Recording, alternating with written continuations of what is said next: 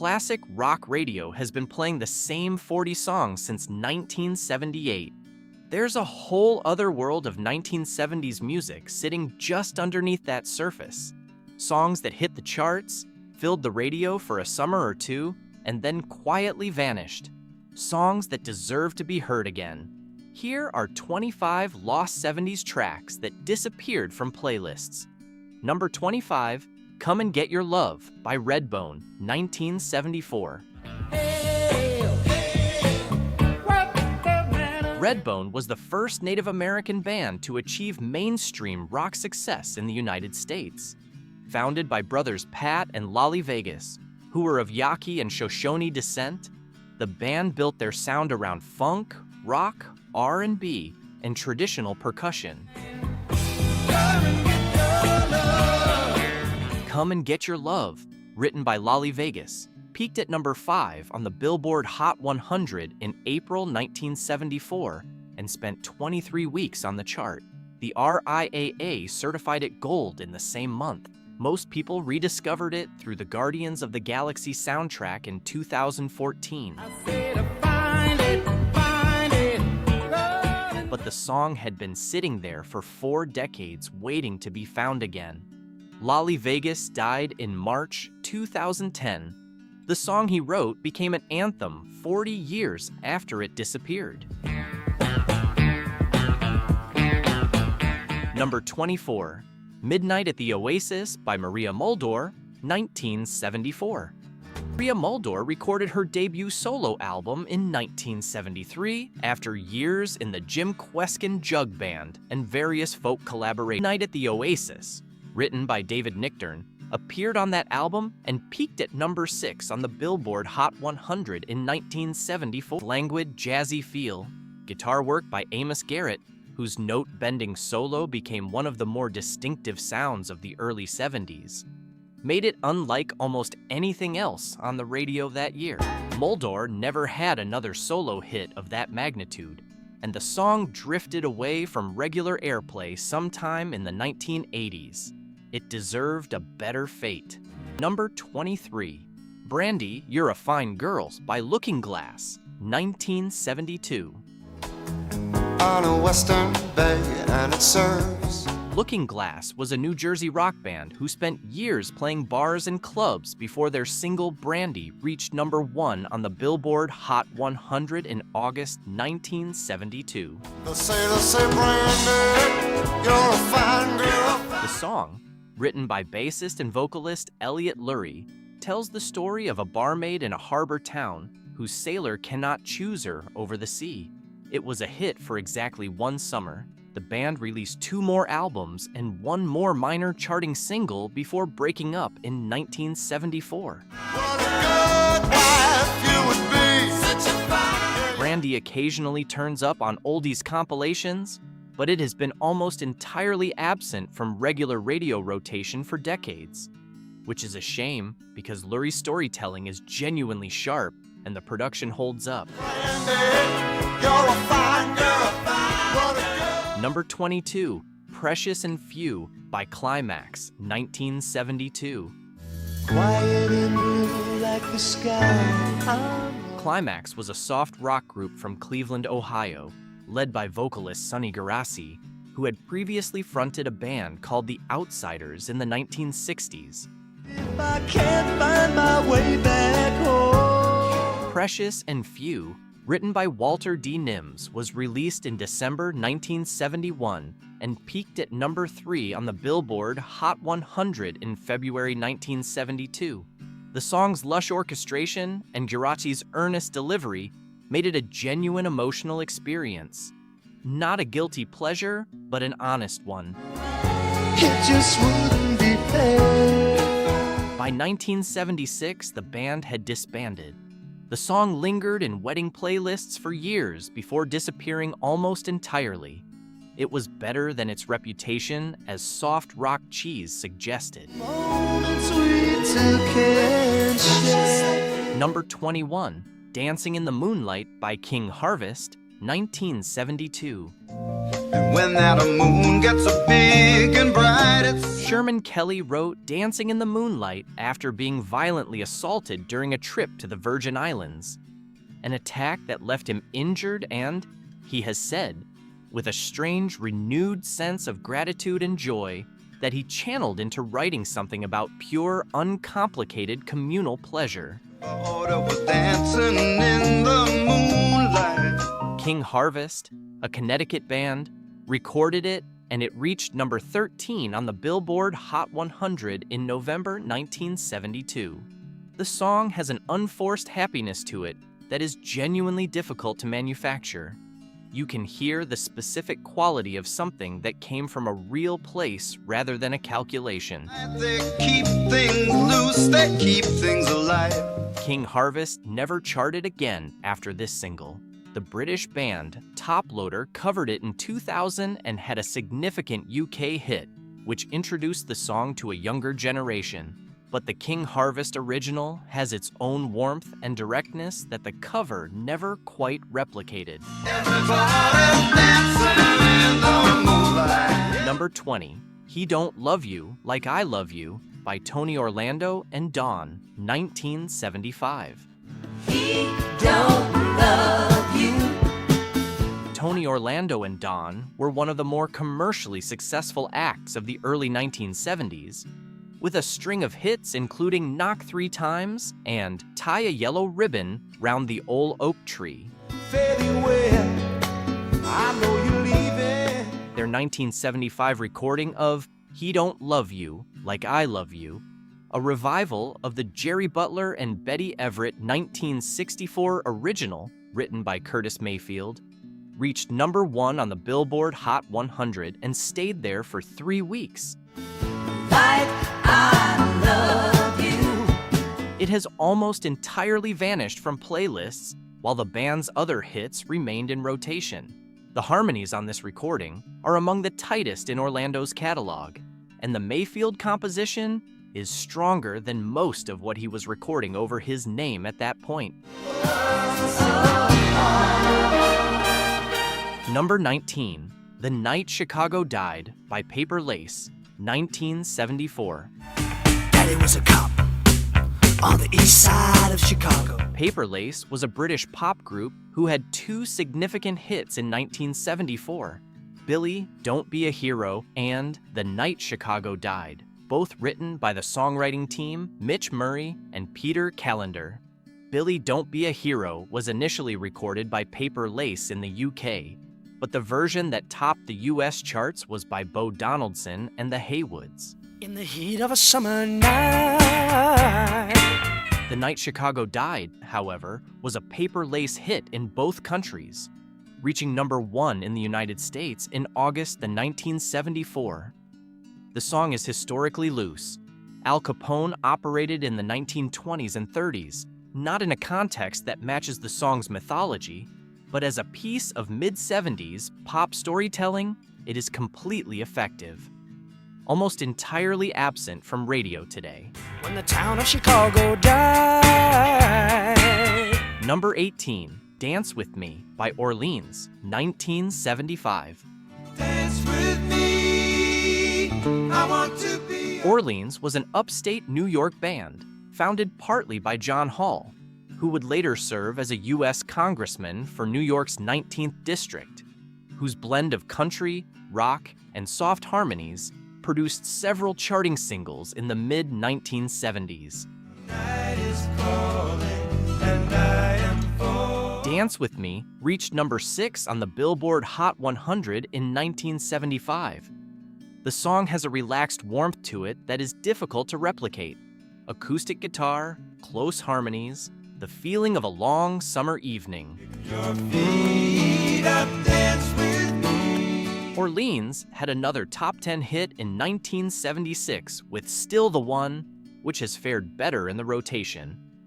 Dance With Me has largely disappeared, which anyone who remembers it will find inexplicable. Oh, then dance with me. Number 17, Right Back Where We Started From by Maxine Nightingale, 1976. When it's all right and it's coming home. Maxine Nightingale was a British singer and actress who had been performing since the 1960s before her debut album produced Right Back Where We Started From in 1976. The single reached number 2 on the UK singles chart and number 8 on the US Billboard Hot 100. We gotta get right back to where we started from. The song has the energy of something that is entirely confident in itself. Nightingale's voice, the brass section, the forward-moving rhythm. And it sounds as fresh now as it did then. It was featured in the 1996 film Fly Away Home, which is how many younger listeners encountered it, but the original 1976 recording is the one worth tracking down, largely absent from radio despite aging perfectly. We gotta get right back to where we started from. Number 16, Vehicle by the Ides of March, 1970. I'm a friendless stranger in the black sedan. Won't you hop inside my car? The Ides of March were a Chicago rock and soul group who had been working since the mid-1960s before Vehicle gave them a national breakthrough in 1970. Candy, I'm a lovable man, and I can take you to the nearest star. The song, written by Jim Peterick, who would later co-write Eye of the Tiger for Survivor, features a brass-driven arrangement and a full-throated vocal performance that places it squarely in the intersection of rock and horn-driven soul. But I love ya, I need ya, I want ya. Vehicle reached number 2 on the Billboard Hot 100 in April 1970.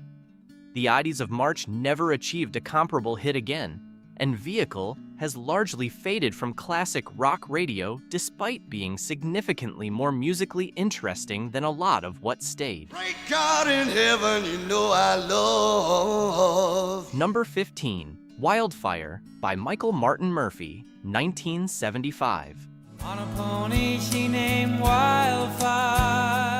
Michael Martin Murphey was a Texas singer-songwriter who had been a staff writer at Screen Gems in Los Angeles before moving to country music and folk. Wildfire, released in 1975, reached number 3 on the Billboard Hot 100 and spent 21 weeks on the chart. The song, about a girl searching through a winter storm for her lost horse, both of whom have died, has a haunting quality that was unusual for pop radio at the time. Arranger Larry Kanzler's sweeping strings and Murphy's restrained vocal delivery give it a mood that sits somewhere between folk ballad and ghost story.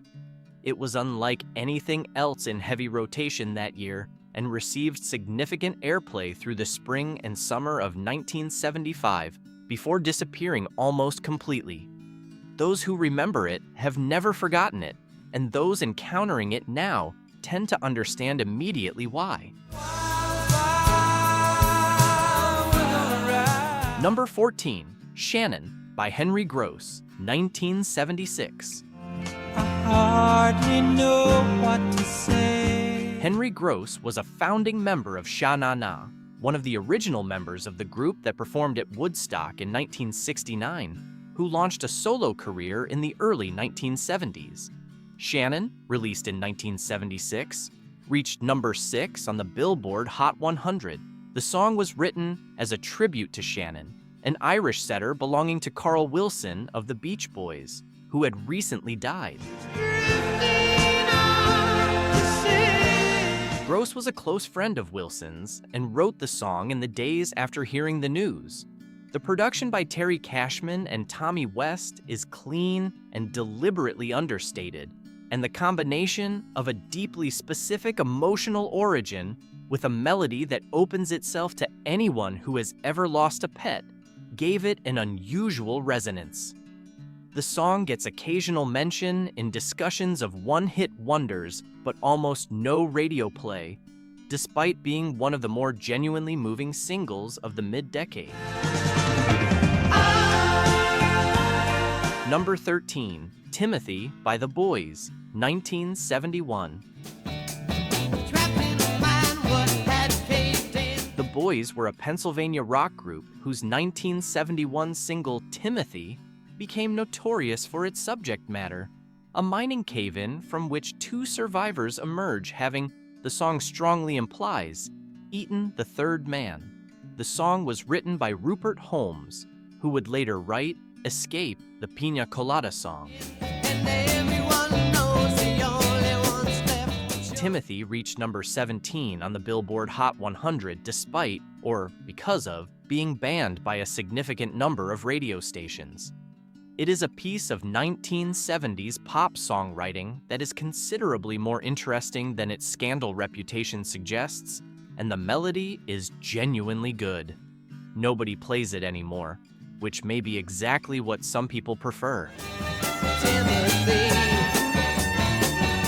Number 12, The Night the Lights Went Out in Georgia by Vicki Lawrence, 1973.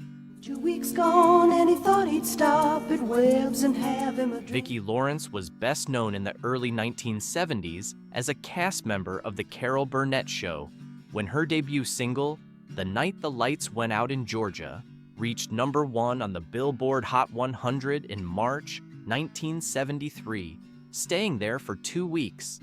The song was written by Bobby Russell and had been turned down by Cher, among others, before Lawrence recorded it. That's a night that the lights went out in Georgia. It is a fully realized Southern Gothic narrative, a revenge ballad with a twist ending, and Lawrence's delivery is more controlled and effective than its origins as a TV comedy actress might suggest. Reba McEntire covered it in 1991 and brought it back briefly. The original has been largely forgotten. That's a night that they haunted the innocent man. Number 11, Afternoon Delight by Starland Vocal Band, 1976. Gonna find my baby, gonna hold her tight. Starland Vocal Band were a Washington, D.C.-based pop group formed by Bill and Taffy Danoff, who had previously written Take Me Home Country Roads with John Denver. Afternoon Delight reached number 1 on the Billboard Hot 100 in June 1976 and stayed there for 2 weeks. The song won the Grammy Award for Best New Artist and Best Arrangement for Voices in 1977. And everything's a little clearer in the light of day. It has been absent from meaningful radio rotation for decades, partly due to a cultural awkwardness around its subject matter, and partly due to its association with a specific moment in mid-1970s pop that has not aged gracefully in terms of taste. The harmonies are genuinely accomplished regardless of the rest. Afternoon delight. Number 10, Still the One by Orleans, 1976. We've been together since way back when. Orleans' second entry on this list, Still the One, reached number 5 on the Billboard Hot 100 in 1976 and became the band's biggest commercial success. John Hall wrote it as a love song, but it has since been used in political campaigns, sporting events, and advertising in ways the band did not always endorse. I never wanna see you again. Despite its chart success, it faded from regular rotation, possibly because its repeated use in non-musical contexts wore out the goodwill. Heard on its own terms, as a piece of mid-70s soft rock with excellent harmony work and a melody that sticks, it holds up considerably better than its complicated legacy might suggest. Number 9, Midnight Rider by Greg Allman, 1974. The Allman Brothers Band recorded Midnight Rider for their 1970 album Idlewild South, and it became one of the band's signature pieces. What deserves attention here is Greg Allman's 1974 solo recording, released on his debut solo album Laid Back, which stripped the song down to something more intimate and more haunted than the original. Where the band version has muscle and momentum, the solo version has space and shadow. It peaked at number 19 on the Billboard Hot 100 in 1974. Allman's vocal on the recording is one of the finest performances of his career. Controlled, slightly exhausted sounding, as if the weariness in the lyric has moved into his voice. Producer Johnny Sandlin kept the arrangement quiet enough that the emotion has room to breathe. The solo recording is almost entirely absent from radio and from the general Allman Brothers cultural conversation, which is a genuine oversight.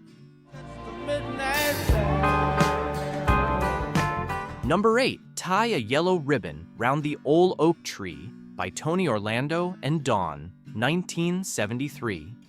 I'm coming home, I've done my time. The flip side of Tony Orlando's discography problem.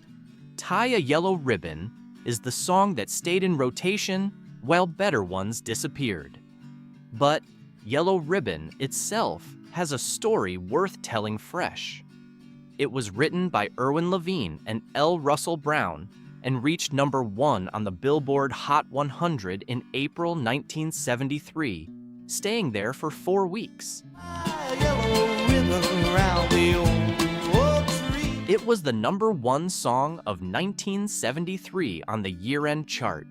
The song was inspired by a folk tale about a man returning from prison whose wife was to signal her welcome by tying a ribbon on a tree. A story that had no confirmed historical basis, though writers Levine and Brown maintained they were inspired by a real account. This is one of the few songs on this list that still gets some airplay, but its full story has faded with it. Number 7, Crystal Blue Persuasion by Tommy James and the Shondells, 1969/1970. Crystal Blue Persuasion was released in June 1969 and peaked at number 2 on the Billboard Hot 100, spending 14 weeks on the chart and continuing to receive significant airplay into 1970. Tommy James co-wrote it with Eddie Gray and Mike Vale after a period during which James was reading the Book of Revelation and undergoing a personal religious transformation. The song's hypnotic, floating quality, the subtle organ, the slow and relaxed tempo, the sense of something barely moving, was entirely different from the Shondells' harder earlier hits like Hanky Panky and Crimson and Clover. It is a genuinely unusual piece of late 1960s pop that sounds more like 1972 than its release date would suggest. It appeared in a memorable Breaking Bad montage sequence, which introduced it to a new generation, but it has largely dropped from classic radio rotation despite being arguably the best thing James ever recorded. Number 6, Do You Know What I Mean by Lee Michaels, 1971. Been 14 days since I don't know when. Lee Michaels was a California rock musician whose entire approach was genuinely unusual for his era. Heavily processed Hammond organ over minimal backing, with many recordings featuring only himself and his drummer, Bartholomew Smith Frost, who went by the name Frosty. The two of them produced a sound that was louder, rawer, and more rhythmically direct than most of what was on AM radio at the time. With my best friend, do you know what I mean? Do You Know What I Mean reached number 6 on the Billboard Hot 100 in August 1971 and spent 14 weeks on the chart. The driving organ riff and Michaels' raw vocal are the kind of thing that makes you genuinely puzzled why it isn't on more classic rock playlists. The production is spare in a way that feels ahead of its time. Michaels largely stepped back from the music industry in the mid-1970s, and with very little catalog promotion, the song simply vanished. Oh, do you know what I mean? Number 5, Tin Man by America, 1974. Sometimes late when things are real and deep. America, the London-based trio of Dewey Bunnell, Jerry Beckley, and Dan Peake, formed in England in 1970, all three the children of American servicemen stationed in the UK. Their greatest commercial period came in the mid-1970s under producer George Martin, who brought his orchestral sensibility to their folk rock sound on the albums Holiday, 1974, and Hearts, 1975. Round, round, round, smoke blasting bright colors. Tin Man, written by Bunnell and taken from Holiday, reached number 4 on the Billboard Hot 100 in November 1974. The song's melody is one of the cleaner, more emotionally direct things in the band's catalog, and Bunnell's understated vocal has a quiet authority. It was a substantial hit at the time and has since been almost entirely displaced from rotation by the band's other recordings, which is one of the cleaner examples of a good song losing the airplay war to a louder one. Number 4, Sister Golden Hair by America, 1975. Well, I tried to make it Sunday. America's second entry here, Sister Golden Hair, reached number 1 on the Billboard Hot 100 in June 1975, making it the band's second chart topper after A Horse with No Name. Jerry Beckley wrote it. The production, again by George Martin, has a lightness and precision that makes it feel effortless, which is perhaps why it has been undervalued. Will you make me? Effortless-sounding things are often taken for granted. It received considerable airplay through the late 1970s and faded progressively through the 1980s, replaced in the rotation by the band's earlier material. It is, note for note, better than most of what replaced it. Number 3, Operator, That's Not the Way It Feels, by Jim Croce, 1972. Operator, well, could you help me place this? Jim Croce died in a plane crash on September 20th, 1973, near Natchitoches, Louisiana, at the age of 30, shortly after Bad Bad Leroy Brown reached number 1. In the posthumous attention that followed, his most celebrated songs, Time in a Bottle, Leroy Brown, I Got a Name, absorbed most of the focus. Operator, That's Not the Way It Feels, released in 1972 on the album You Don't Mess Around with Jim, reached number 17 on the Billboard Hot 100 during his lifetime. Isn't that the way they say it goes? The song is structured as a one-sided phone conversation with a telephone operator, in which the narrator tries to reach an ex-girlfriend and, as he talks, gradually talks himself out of wanting to. It is one of the finest pieces of conversational songwriting of the entire decade. Specific, understated, completely precise, and deeply human in the way that Croce's best writing always was. It deserved a great deal better from the rotation than it got. But that's not the way it feels. Number 2, Superstar by the Carpenters, 1971. Long ago. Karen and Richard Carpenter recorded Superstar, written by Leon Russell and Bonnie Bramlett, originally titled Superstar, Remember Me, and first recorded by Bette Midler and Delaney and Bonnie for their 1971 album Carpenters. The Carpenters version reached number 2 on the Billboard Hot 100. Don't you remember you told me you loved me, baby? Karen Carpenter's vocal on the recording is widely regarded by musicians and critics as one of the finest performances of her career, a delivery of such controlled sadness that it is difficult to hear without feeling something. While the Carpenters maintained a strong presence on oldies radio for decades, Superstar has faded relative to We've Only Just Begun and Close to You, which is a loss. This song was operating at a different emotional level entirely. I love you. Number 1, Fire and Rain by James Taylor, 1970. I've seen fire and I've seen rain. James Taylor recorded Fire and Rain in early 1970 for his debut Apple Records album, Sweet Baby James. and it reached number 3 on the Billboard Hot 100 in November 1970. Taylor wrote the song across 3 distinct sections, each addressing a different loss: the suicide of his friend Suzanne Schnurr, My body's aching and my time is at. the dissolution of a band he was in called The Flying Machine, and a period of heroin addiction and hospitalization at McLean Psychiatric Hospital in Massachusetts. The 3 losses are woven together in a way that presents the song as being about one experience when it is actually about 3, an accumulation of grief given a single quiet melody. The production by Peter Asher is as spare as the emotion in the song requires. Guitar, voice, some light percussion, nothing added that didn't need to be there.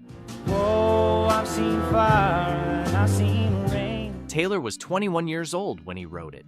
Fire and Rain received significant airplay in the early 1970s and has not entirely disappeared. It surfaces occasionally on adult contemporary and classic rock stations. But it has never occupied the place in the rotation that its emotional weight and craftsmanship should have given it. For listeners who know it, the song tends to stay. The melody goes somewhere that is difficult to leave. Thought I'd see you one more time again. 25 songs that the radio forgot. Some were one-hit wonders who were always going to fade when the season changed.